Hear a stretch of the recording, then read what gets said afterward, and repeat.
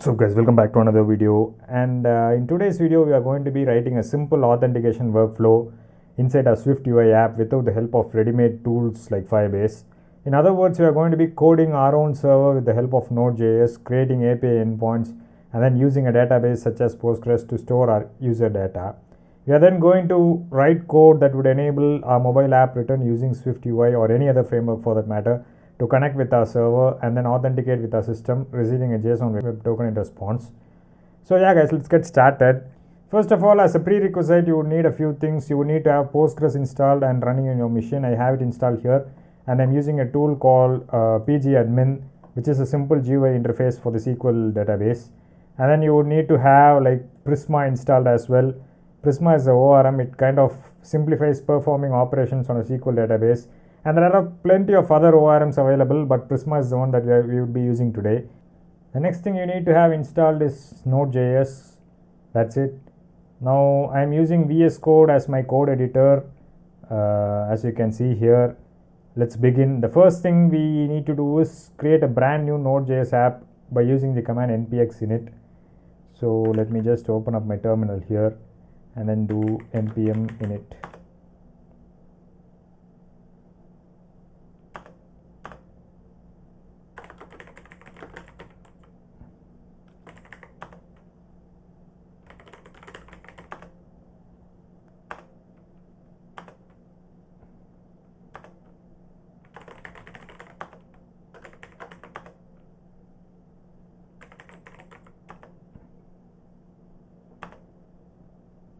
Fine. As you can see here, now we have our package.json file here, right?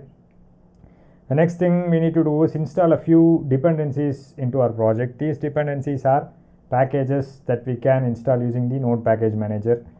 Let's go ahead and do that.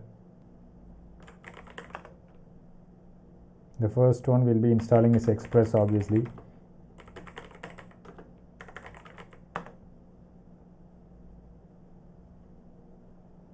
Okay, and then the next dependencies, we would also need a few more dependencies.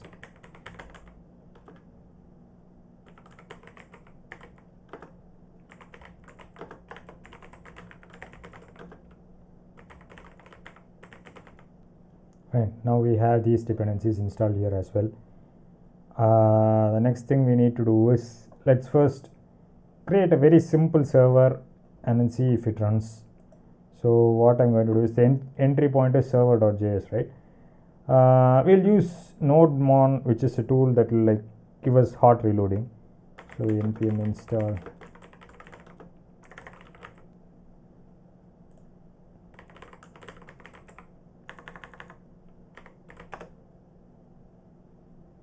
Okay, now let me go back to package.json once and then give one more command called dev.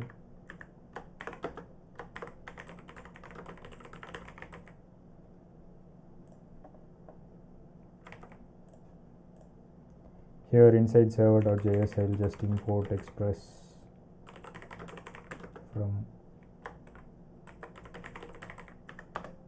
Express, and then I'll create an app const app equals Express.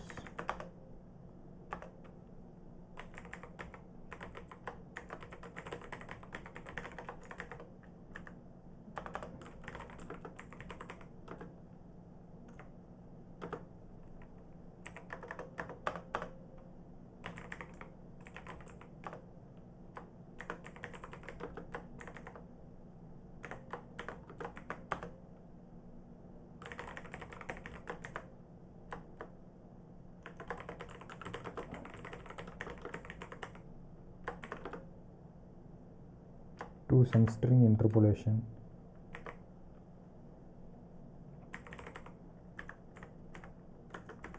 Fine.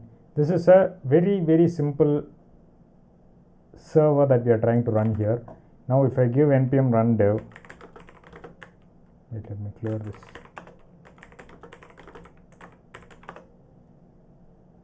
As you can see here, server started on port 5000.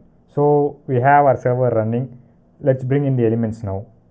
The first element that we need to bring in is we need to have a data store. We need to have some sort of connection with the database. We need to have an API endpoint that will allow the user to register himself onto our app. We also need to have an API endpoint that will allow the user to log in using the app. We'll create 3 directories.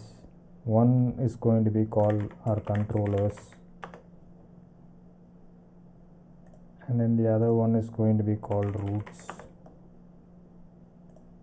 The other one is going to be called DB, and then these 3 will have 3 files inside them. One would be the auth controller.js. This one would have a db.config.js, and the roots would have a auth roots.js. Fine.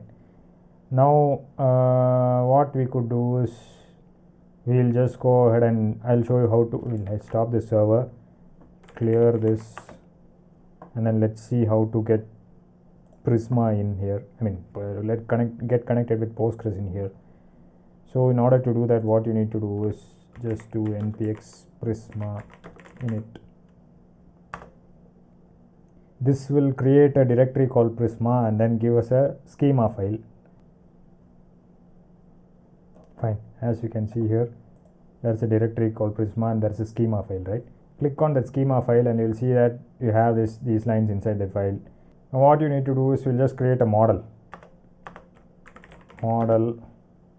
user id int at id at default auto increment.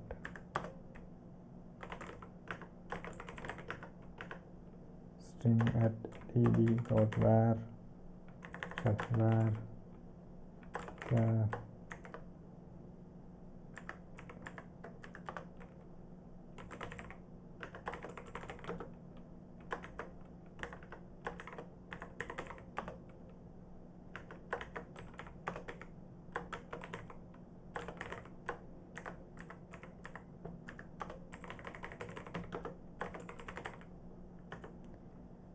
Fine.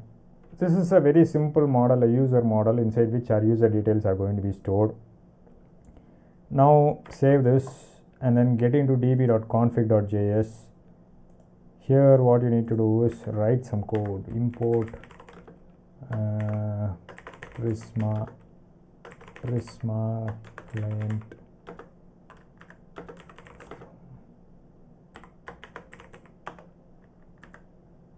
actually no, we need to, what was that?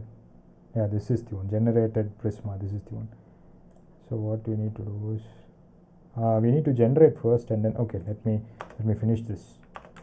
Const Prisma equals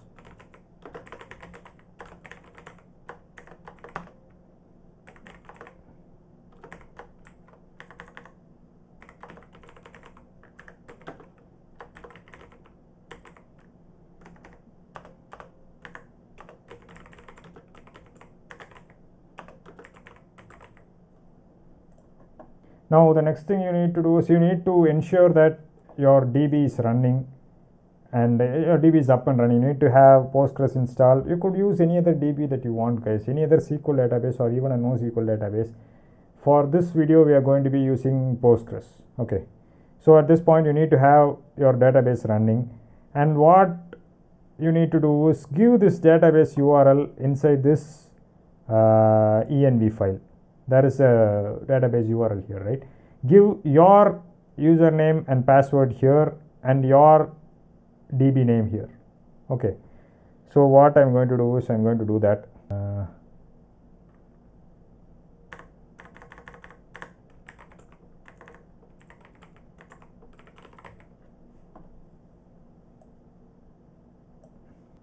Okay, I have given my URL there.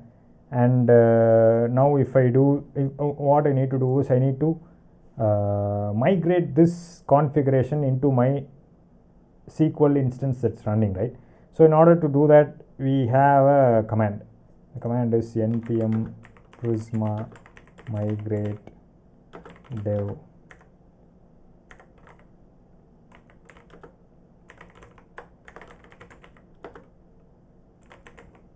sorry, npx guys, sorry.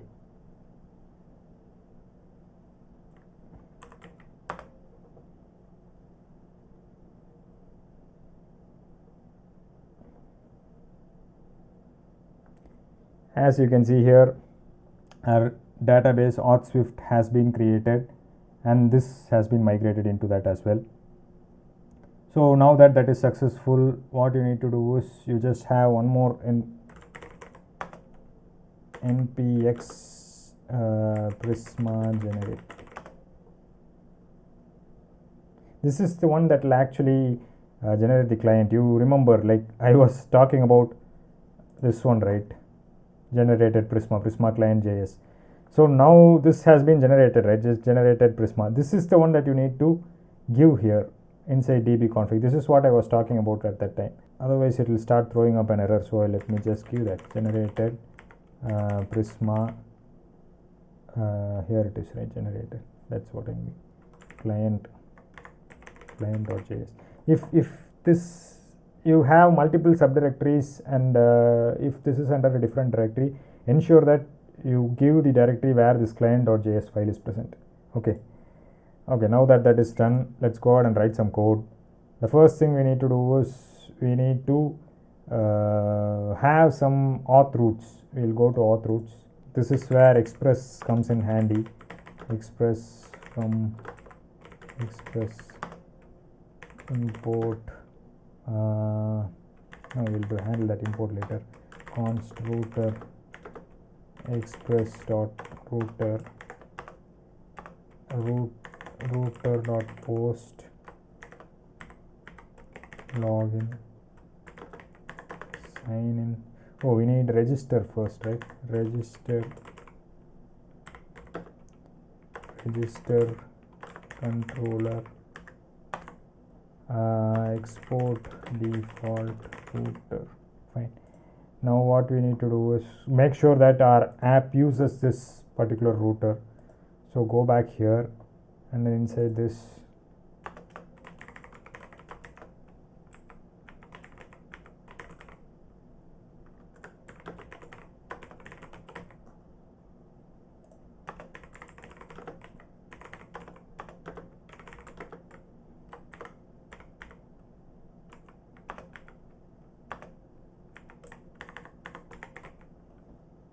save this.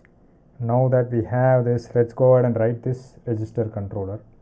So go to auth controller, and here just import prisma. We'll be needing that.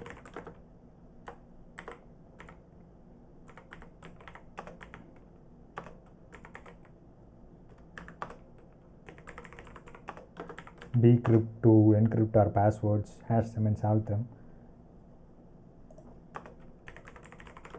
JWT for our token. Fine. Now export, write a function, register controller.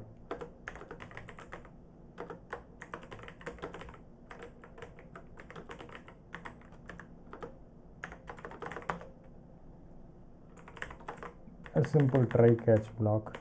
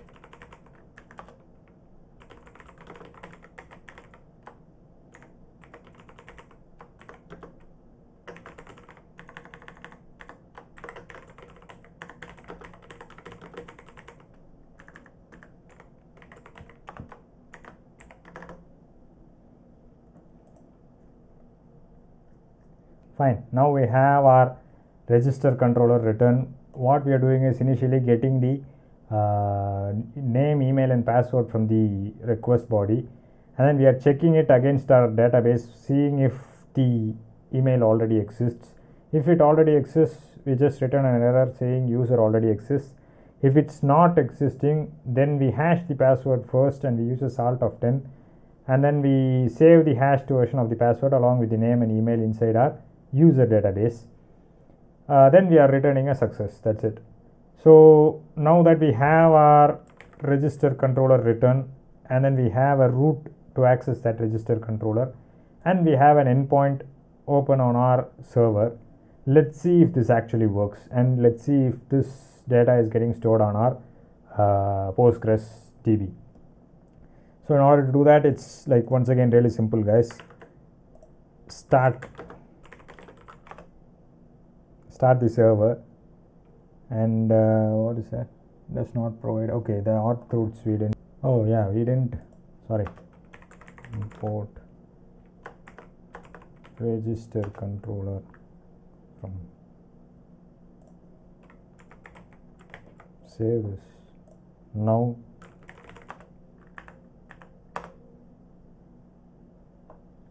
invalid module specifier.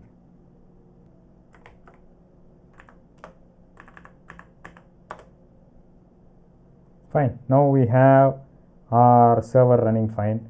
Now I have an extension on VS Code called Thunder Client. If you don't have an extension like this, feel free to use whatever extension you want, or you could use Postman, which is a much simpler way to test out your API endpoints. Now I'll just click on new request, go here, and in the body I'll as usual give, it's a very strong password, guys. Now if I send this request should hit our API endpoint and then register this particular, not login, this is register, right? And then register this user, which would then, the user details which would then be saved in our DB. Let's see if that happens. The request is post, and then if we click on send, yeah, the user is now registered, right? We could see that here, we could see that the query has been performed. The first query is the one that will actually see if the user is already present in the DB. The second query is the one that will actually insert this user into the postgreSQL. Let's see, open up pgadmin and see if you could visually see that particular.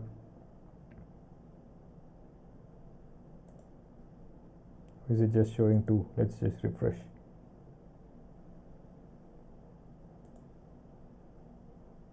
Yeah, we have this auth Swift, right? Now go into schemas, and there is a thing called tables, right? Click on that. User, view, edit data, all rows. Yeah, you can see that our name, email and the password, the hashed to a salted version of the password, is now being stored here. So we have successfully created API endpoint through which we can register a user inside our system. Let's see how to create another API endpoint that will help us to log in this particular user into our system. So in order to do that, let me go back to auth routes. Let me go back to auth routes.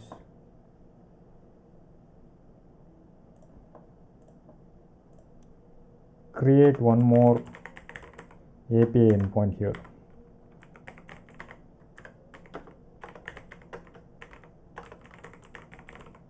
Sign in controller. Once again, sign in controller. Save this. Go to, let me stop this. Yeah, save this. Go to auth controller, and then create a new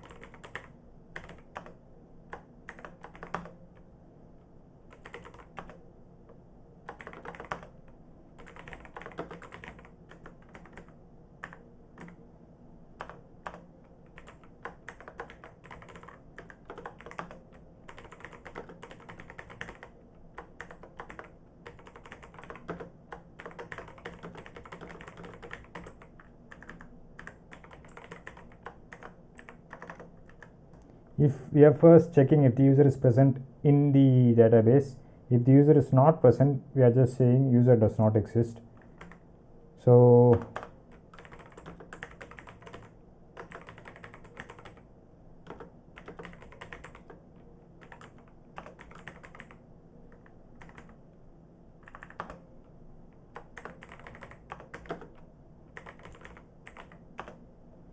you can see what we are doing here, right? We are actually comparing the password. If the user is present, what we are doing is we are taking his password and then comparing it with the password present in the database. This user is the one that we are getting here from the DB, and this password is the one that is entered by the user, that was sent along with the request as a parameter. So we are comparing both of them to see if it matches. That's the whole point of authentication, right? So we are doing that, and if this is not successful, if not, compare password, return response.json error, invalid credentials, and if this was successful, I'll send a payload, constant payload equals id user.id, name user.name, and email user.email, password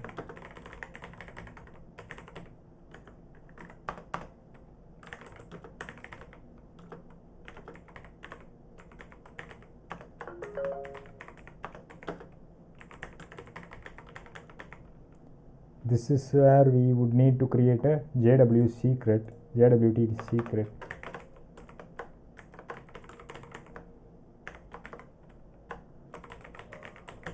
I'm just using my own name as a secret here, guys. You would need to probably create a secure one. JWT secret, and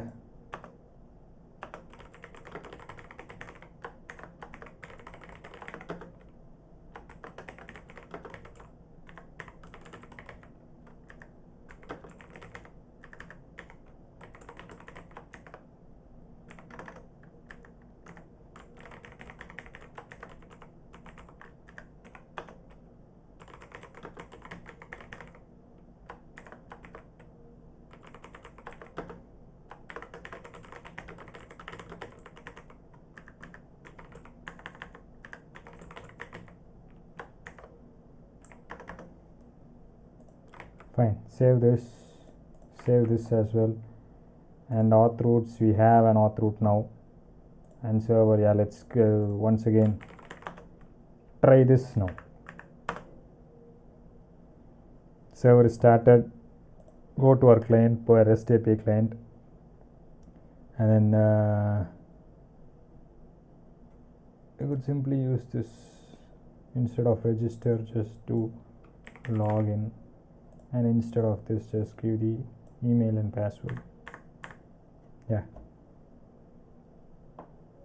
Now if I send this as a response, I just need to get back the token. Wait, let me show you.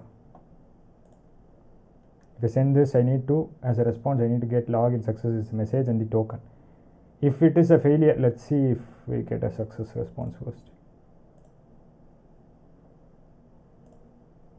Yeah, we get a login success and we get a JWT token, right? Now we can use this token on the client side to make authorized requests, and whenever a request comes in with this token, we can validate this token, see if the user is actually authorized to make the request, and then give him access to the data. Now let's say, for instance, just for an example, I'll just go ahead and give a different password. Okay, now this is also like a very secure password. Let's just try this. You can see that it's blocked, invalid credentials. So our system works fine. As of now, our system works fine, and whenever there is a request made, a JWT token is being sent, using which you can login into our system, denoting that the user has logged into our system. Now the first part is done, that is we have created a backend wherein we have a couple of endpoints where we can register a user and then log in that user into the backend. We also have a database that stores the data of that particular user. Let's go ahead and do the front end part now, that is let's go ahead and do the mobile application now. For mobile application, what I am doing here is I am going to be making use of a framework called SwiftUI, and I will be writing an iOS app that will try to interface with this backend. Now this is the part where you can, like, if you don't want to use or create an iOS app, the app could be a web app, or the app could be an Android app, or a app that's written using any hybrid frameworks. But know that this backend will work with any front-end app that's going to connect with the with this particular server. Let's go ahead and create a SwiftUI app. Fine, now I have a blank app that's scaffolded here. What I'm going to do is first let's create some directories. New folder, and I'll have a services directory for writing like a service layer that will actually make the connection with the backend. I'll also have a folder for all the view models, not inside this.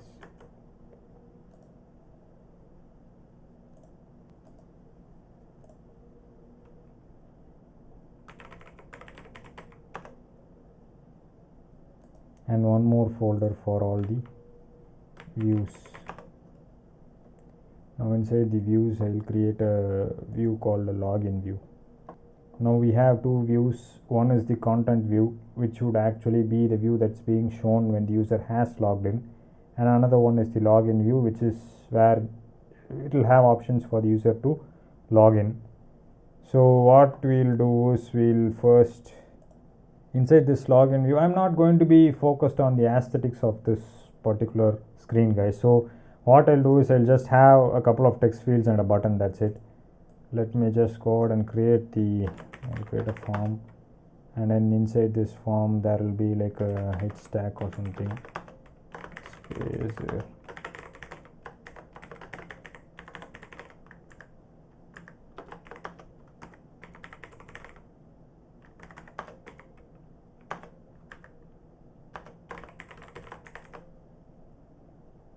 There will be a couple of one text field and one secure field for the entering the password, upon which, and once those two have been entered, okay, let me create a login view model first. So new empty file.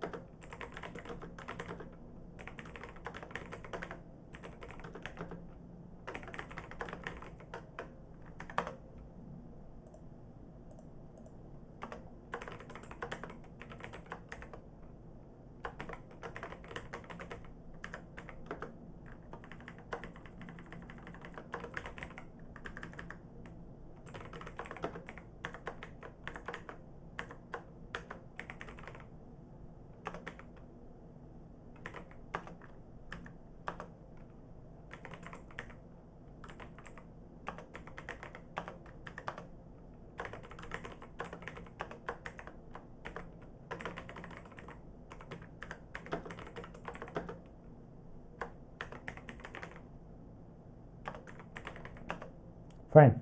Now what I have done is I have a way to enter an email and a password, and then click on the login button, which will then, if the login is successful, it will automatically take me to the logged in screen.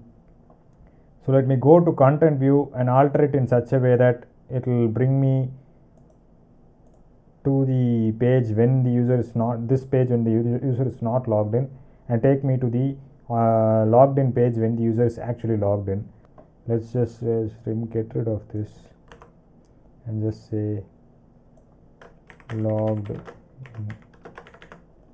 Fine, and go to the original file. Yeah, this is the actual project. No, not this is the test. Yeah, this is the actual project. Go in here and then let's create an environment, create a file called auth service,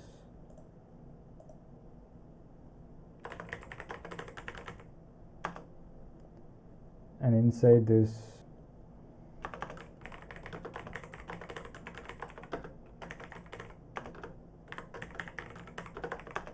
observable object at published where is authenticated equals false. I'll also have like a function that will enable me to update status success. If dispatch queue dot main dot async self dot is authenticated equals success. Now go back into that original project. Yeah, this one. Now that you have a way to see if the user is authenticated or not, just create a state object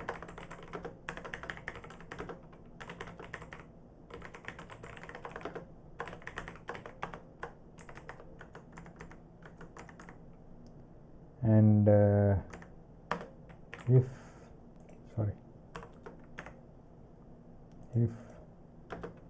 authentication dot is authenticated,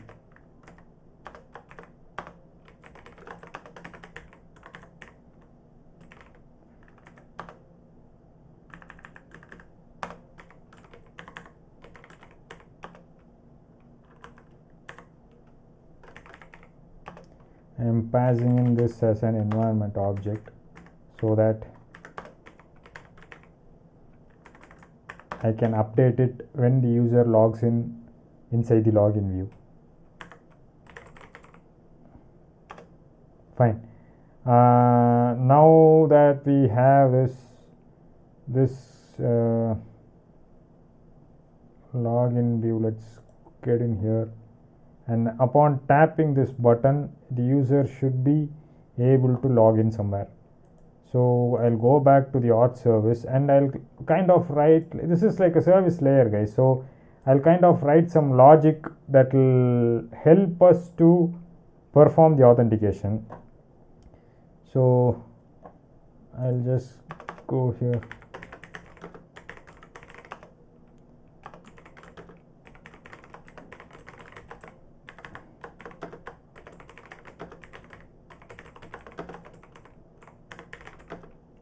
Then completion,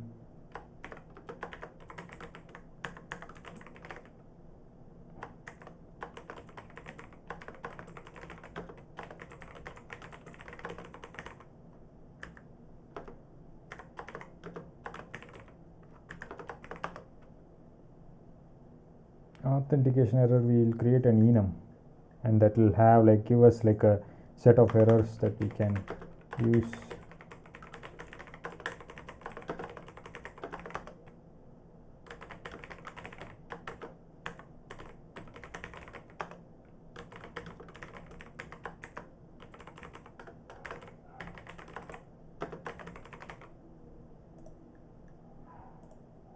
Now that we have this enum, we can go ahead and use that here. So guard let URL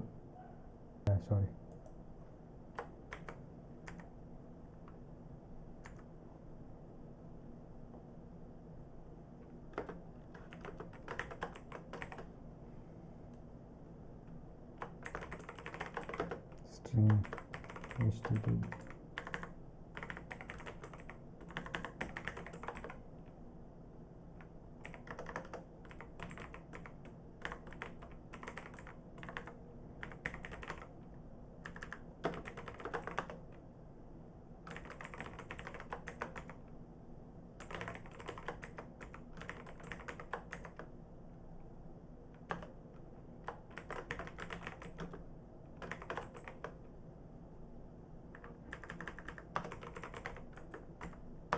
Fine, we are now trying to create a URL, and let body equals login. We will have like a request body.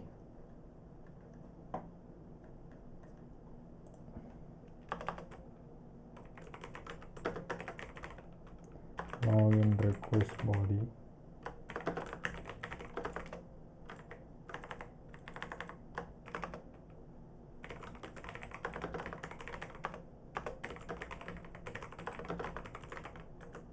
Password is equal to string, and then this login request body.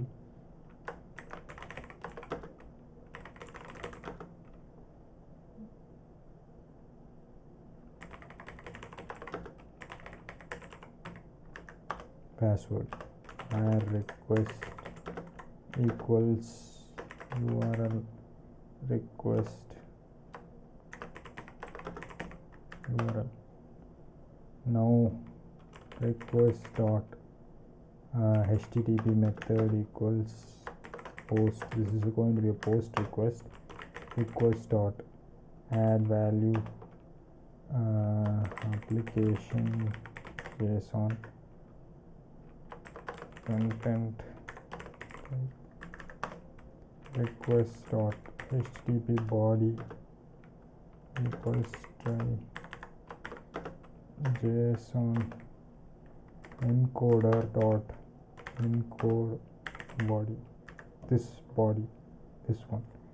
Now we have encoded it into a JSON format, and we are going to pass that request, that is make that request URL session dot share dot data task with request. Yeah, we have made the request, and as a response we would get data response and then error.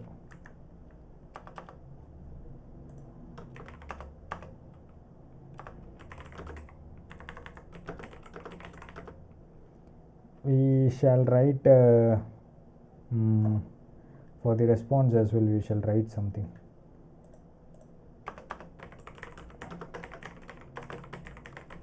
Login response code let open string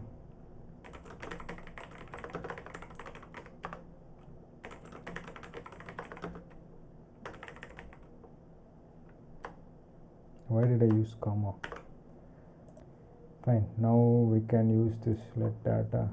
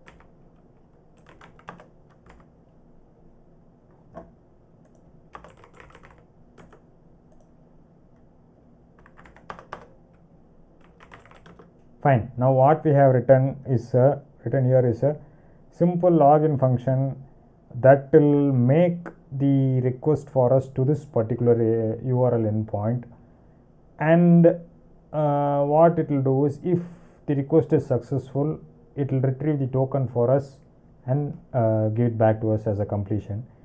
Let me go back to my view model, call that function from here.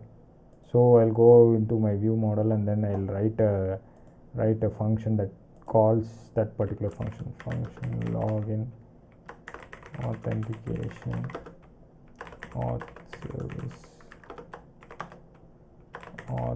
service dot login.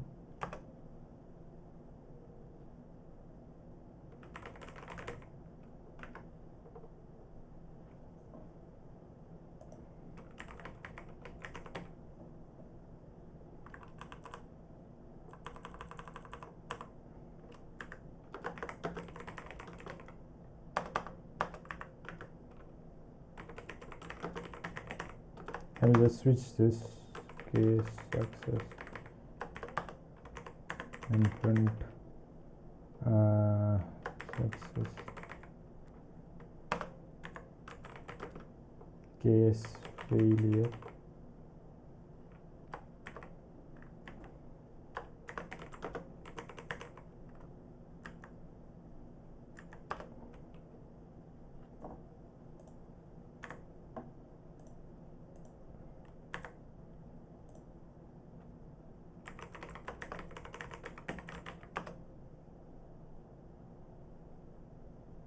Fine.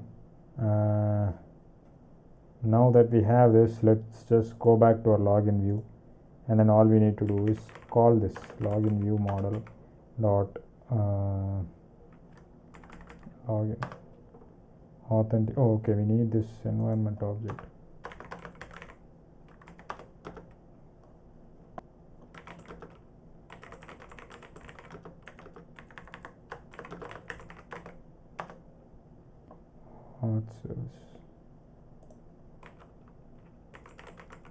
Why do we need to pass this here? We need to pass this here in order to update it from here.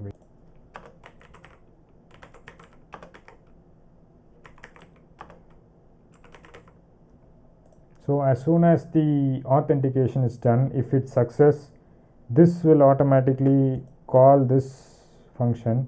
Where is it? This function, and this authenticated would be set to success. Since this is running in the main queue, main thread, what it will do is it will automatically trigger this, and when the is authenticated has become a success, it will show the content view, which is the logged in screen.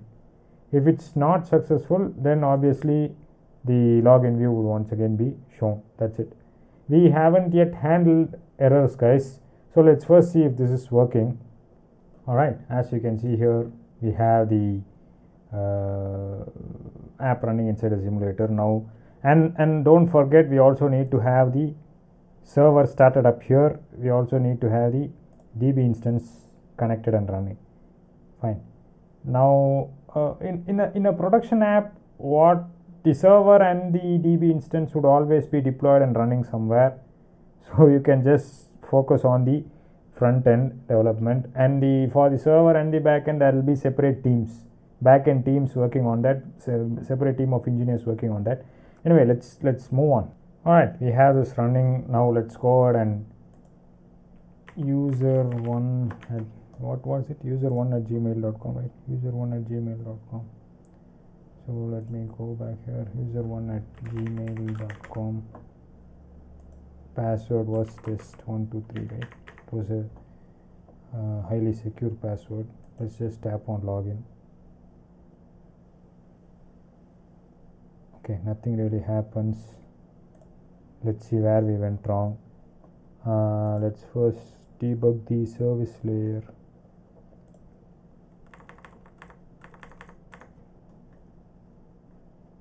Okay, here we encode the body, send it inside the request, and this should, okay, and I think I found the error.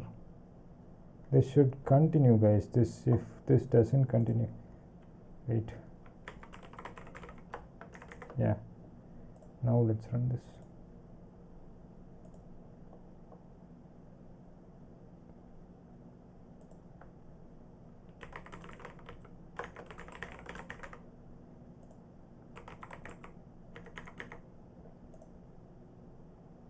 Yeah, it's printing success and it logged in.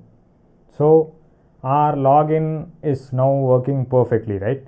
Now we are able to log in a particular user into the application. Similarly, you could do it with register as well. Like you just need to create one more field here, and then like have a register button, tapping on which would trigger that field. You'll have 3 fields, and then you just need to write another function, call this API endpoint, and do this exact same thing. Send a post request again. This time you need to send it with name, email and password, and then like check for all the errors. And once you click on register, you should be able to register a new user as well. Now you might be wondering why I didn't show that here. That's because I didn't want this video to be too long for one reason, and then I wanted to show you something important here as well. Say for instance, you can clearly see that it's printing success here since we gave it as success, right? If in case, okay, let me show you something. We get the token here as well, guys. The token that we just got while we were in the backend, this token, right? The JWT token. We should be able to get that token as well inside the app, so that we can make use of authorized requests, right? So this service layer, if you notice, we have written in such a way that it sends back the token as well when it completes. So if I go in here and then if I print the token, if I try to print the token, now let's see what happens. Let's just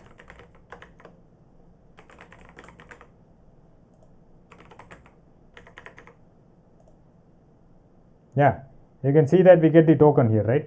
The token, this is the token, the JWT token that would get sent to us whenever the request was successful, and we could use this token to make authorized requests from the app, so that the backend would know that the user is an authenticated user and he is allowed to perform certain operations, to access data, to delete data or whatever inside the database.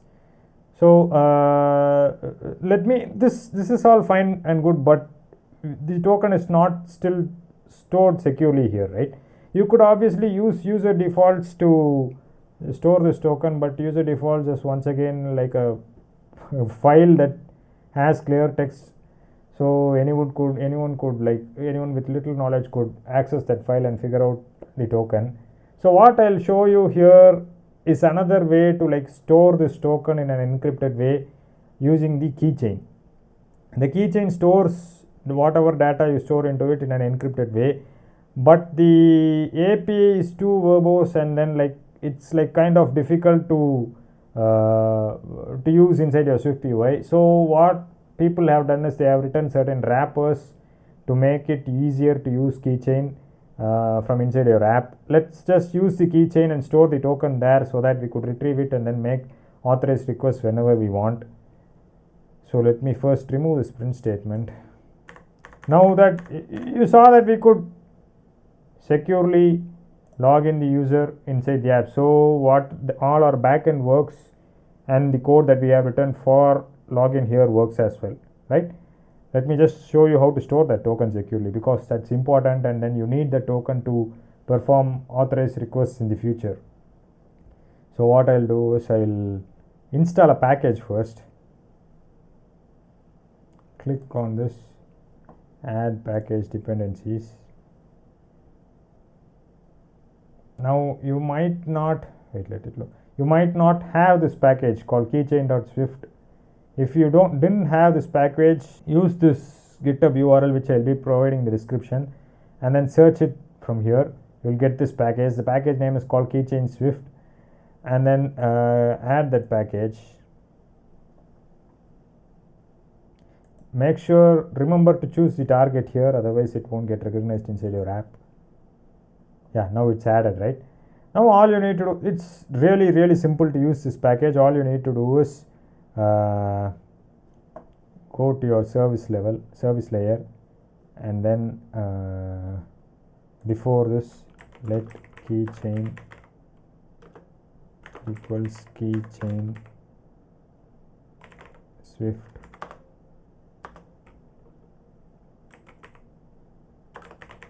keychain.set token for key. This key could be whatever you want. Mostly people set the key in such a way that it somehow linked up with the app name and the currently logged in user, but this could be anything that you want. Let me just give user token for now. What was this? That's because that is probably not imported. Yeah, it's imported now. So yeah, this is one way. I mean, this is a way of, you could use any package, guys. I am just using this package because it's really simple. This is one way of storing the token securely. Now this, if you store it in a keychain, it will be encrypted. Whenever you want to retrieve this, you just need to do it like keychain dot get. That's it, and then give the key here, to give the key, user token or whatever. That's it. Now that I have shown, okay, let's just to wrap this up, let's just write a sign out as well. Sign out is really simple. Get into the logged in screen first. This is the logged in screen. This is from where the user should be able to sign out. So button sign out.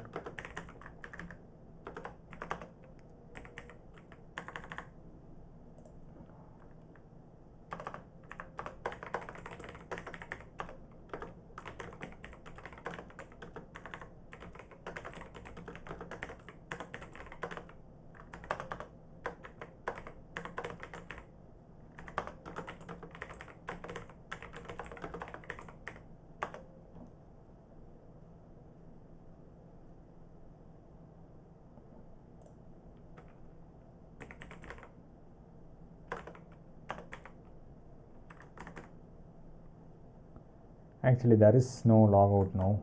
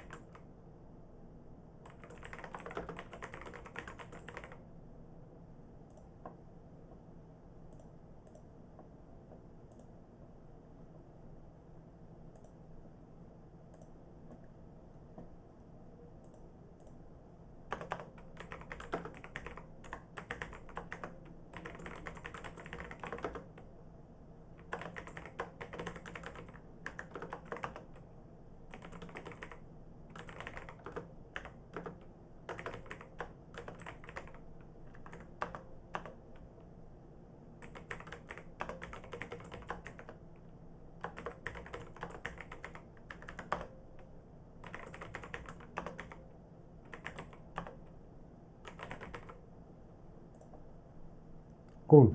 Wait, yeah, cool. Now we have a logout function as well. This logout will automatically delete the stored token from the keychain, and it will update the status to false, which means the user will be taken back to the login screen. Let's see if this works. Now once again I am